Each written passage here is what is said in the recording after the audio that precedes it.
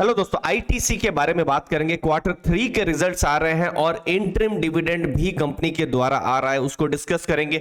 Budget को लेकर बहुत सारे क्वेश्चंस हैं, उनको समझने की कोशिश करेंगे और लेटेस्ट क्या बिजनेस नंबर है उनको जानेंगे। सबसे पहले दोस्तों, February 3 बजट के बाद आईटीसी के क्वार्टर 3 के रिजल्ट्स आ रहे हैं अक्टूबर से दिसंबर 2022 के, और इंटरिम डिविडेंड का भी अनाउंसमेंट होने वाला है। तो डिविडेंड की बात कर रहे हैं तो पिछला जो फाइनेंशियल ईयर था FY22, तो कंपनी ने 2 बार डिविडेंड दिया था। एक बार 6 रुपए 25 पैसे और इसी समय जो फरवरी का समय है तो 5 रुपए 25 पैसे का डिविडेंड दिया था। तो टोटल 11 रुपए 50 पैसे का डिविडेंड हो रहा था। अब देखिए, ये जो डिविडेंड है या डिविडेंड यील्ड आपकी बाइंग प्राइस पर निर्भर करता है। समझ लीजिए आपकी बाइंग प्राइस 200 रुपए की है तो डिविडेंड यील्ड ज्यादा हो सकती है, लेकिन 240 रुपए का हो तो फिर डिविडेंड यील्ड कम हो सकती है। सिमिलरली कोविड के टाइम में 160 170 पर भी ये शेयर प्राइस चला गया था तो डिविडेंड यील्ड और ज्यादा हो सकती है। उन इन्वेस्टर्स के लिए तो 6.75% की यील्ड हो सकती है। तो ये डिपेंड करता है। फिर FY21 में 2 बार डिविडेंड आया, 5 रुपए 75 पैसे और 5 रुपए का, यही फरवरी के समय में।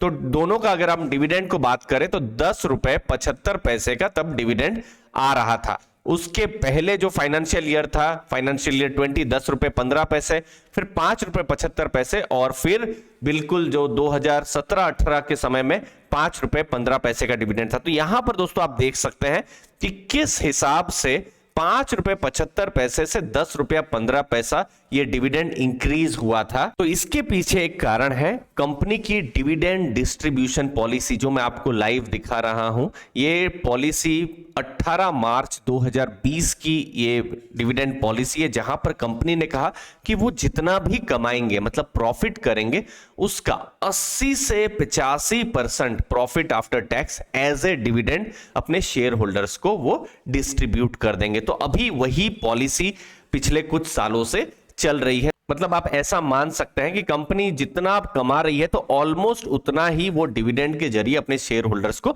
डिस्ट्रीब्यूट कर रही है। अब बजट को लेकर बहुत सारे प्रश्न आ रहे हैं दोस्तों। पिछले कुछ सालों से जब भी बजट आता है उसके 1 महीने पहले मीडिया में अलग अलग तरीके की खबरें आती रहती है। यहां पर आईटीसी के केस में जैसे सिगरेट या जो एक्साइज ड्यूटी जो है, एक्साइज टैक्स जो है, वो अगर बढ़ गया तो इसके लिए नेगेटिव हो सकता है।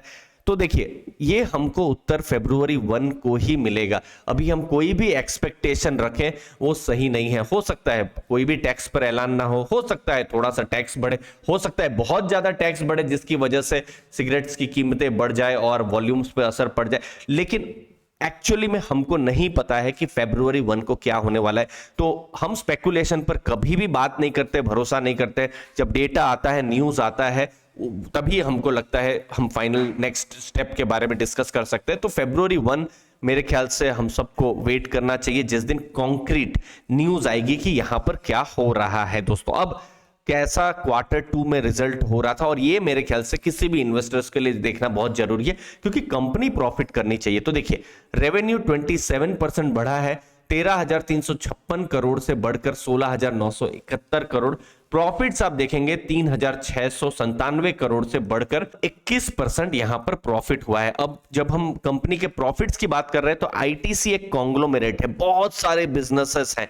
तो सिगरेट का बिजनेस है, ये बिजनेस 6,954 करोड़ का रेवेन्यू किया, लेकिन प्रॉफिट्स की अगर हम बात करें, ये प्रॉफिट मतलब प्रॉफिट बिफोर टैक्स की मैं बात कर रहा हूं, जो हमने देखा ना 5,939 करोड़ का, इस बिजनेस ने एक्चुअली में 4,429 करोड़ का योगदान दिया है। 60% से ऊपर का ये बिजनेस का मार्जिन है। फिर नेक्स्ट जो बिजनेस है, जो एफएमसीजी अदर्स, जिसमें ईपी, आशीर्वाद, विवेल, फियामा जैसे बड़े ब्रांड आ गए हैं, वो बिजनेस 4,885 करोड़ का टोटल रेवेन्यू करता है और 321 करोड़ रुपए कमाता है। उसके बाद होटल्स, एग्री बिजनेस और पेपर बोर्ड का बिजनेस है, जहां पर पेपर बोर्ड के बिजनेस ने क्वार्टर 2 में एक सरप्राइज किया था। 630 करोड़ का प्रॉफिट बिफोर टैक्स के यहां पर नंबर्स आए थे। ओवरऑल रेवेन्यू 2,288 करोड़ का था, मतलब 27% की एक स्ट्रॉन्ग मार्जिन थी। तो इस बार ये बिजनेस भी बिल्कुल नजर में रहेगा कि ये बिजनेस कैसा परफॉर्म कर रहा है। दोस्तों, नेक्स्ट दोस्तों जो बिजनेस एफएमसीजी अदर्स है, जहां पर फियामा, विवेल, आशीर्वाद, सेवलॉन, ईपी, निमाइल, क्लासमेट जैसे ब्रांड्स हैं, ये बिजनेस एक्चुअली में बहुत फोकस में रहता है, लेकिन बहुत यहाँ प्रॉफिट्स नहीं हो रहे थे, लेकिन अब धीरे धीरे जैसे 2.5% का मार्जिन था 2017 में जो बढ़कर 9.1% हो गया मार्च 2022 को, और अब जो सितंबर तक के जो लेटेस्ट डेटा है ये 9.5% का मार्जिन हो चुका है। तो ये मार्जिन एक्सपेंशन वाली जो चीज है ये देखने की रहेगी कि क्वार्टर 3 में कैसा हो रहा है। और मार्जिन एक्सपेंशन क्यों जरूरी है, क्योंकि जब हम दूसरी जो कॉम्पिटिटर्स एफएमसीजी कंपनियों के बारे में बात करेंगे, खासकर 2022 में सबके मार्जिन्स कम हुए थे। क्यों? क्योंकि अगर आपको एफएमसीजी प्रोडक्ट बनाना है तो कुछ चीजों की जरूरत है, जैसे palm oil, plastic products, crude, और इन सब के प्राइसेस बहुत ज्यादा बढ़ गए थे। तो अब प्राइसेस कम होना शुरू हुए हैं और इसका क्या असर यहां पर पड़ता है वो देखना बहुत ज्यादा इंपॉर्टेंट रहने वाला है ये बिजनेस पे। तो हमको यहां पर भी प्रॉफिट्स और मार्जिन्स एक्सपांशन देखने को मिलेंगे। और उसके बाद जो मेन बिजनेस है, आप कैश काउ कह सकते हैं, आईटीसी के केस में आईटीसी का 6,954 करोड़ का रेवेन्यू है, मतलब सेलिंग है। लेकिन उसमें से अगर हम प्रॉफिट्स की बात करेंगे, अगेन टैक्सेस से पहले 4,429 करोड़। और यही रिजल्ट्स को लेकर बजट देखा जा रहा है, क्योंकि हमने देखा ऑलमोस्ट 3/4 ऑलमोस्ट 75% ये आप देख सकते हैं जो आईटीसी के जो प्रॉफिट बिफोर टैक्स है वो इसी बिजनेस से आ रहे हैं। लास्ट में आईटीसी इन्फोटेक पर भी नजर रहेगी। इनका भी रेवेन्यू हम देख रहे हैं पिछले कुछ साल में बढ़ रहा है। आईटी कंपनियों में एक ट्रेंड रहा है कि उनके मार्जिन्स कम हो रहे हैं क्योंकि एक्सपेंसेस बढ़ रहे थे, बट अभी हम देख रहे हैं क्वार्टर 3 में मार्जिन्स भी बढ़ने शुरू हुए हैं। तो किस हिसाब से उनका रेवेन्यू रहेगा, जैसे अभी जो लेटेस्ट नंबर है 821 करोड़ का रेवेन्यू क्वार्टर 2 में था और उसमें से 135 करोड़ का एबिटा था। तो ये नंबर्स किस हिसाब से बढ़ रहे हैं, कम रहे हैं, ये हमको देखने को मिलेगा। मुझे उम्मीद है आपको वैल्यू मिली होगी। लास्ट में दोस्तों हमारे बहुत सारे कोर्सेस और वर्कशॉप लीडिंग एडटेक प्लेटफॉर्म जैसे फिनग्रेड, आई डिजिटल प्रेनर, सीखो जैसे प्लेटफॉर्म्स में है।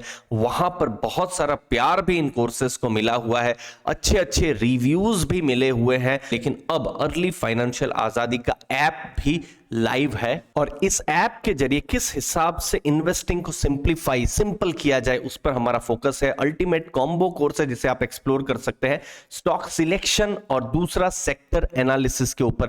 इनफैक्ट 21 वीडियोस है और उसमें से 3 फ्री कंटेंट भी है और साथ साथ फ्री स्टडी मटेरियल भी मैं यहां पर अपलोड करता रहता हूं। जब अगर आप ऐप डाउनलोड करेंगे तो ये सब स्टडी मटेरियल्स आपको भी मिल सकते हैं, जहां पर इंपॉर्टेंट इन्वेस्टमेंट फ्रेमवर्क्स के बारे में बात किया हुआ है। 2023 में किस हिसाब से मार्केट रहेगी, क्या इंपॉर्टेंट ब्रोकरेजेस की ईयरबुक क्या कहती है, सब कुछ आपको ये फ्री में मिल सकता है। और अगर आप कोर्स को एक्सप्लोर करना चाहते हैं तो ये इनिशियली 3,000 रुपीज का कोर्स प्राइस है, लेकिन अभी एक लिमिटेड पीरियड डिस्काउंट और कूपन चल रहा है जहां पर आपको सिर्फ 1299 पे करना होगा। साथ साथ फ्री मटेरियल्स भी आपको मिलेंगे, लाइव क्लासेस भी एक्सक्लूसिव आपके लिए होती रहेगी दोस्तों, जहां पर आप सही स्टॉक सिलेक्शन के बारे में समझेंगे, बिजनेस को समझेंगे, अपना खुद का जो इन्वेस्टमेंट फ्रेमवर्क कैसे बनाया जा सके उसके बारे में सीखेंगे और अलग अलग सेक्टर को कैसे एनालिसिस किया जाए, जैसे auto, FMCG, infra, metal, pharma,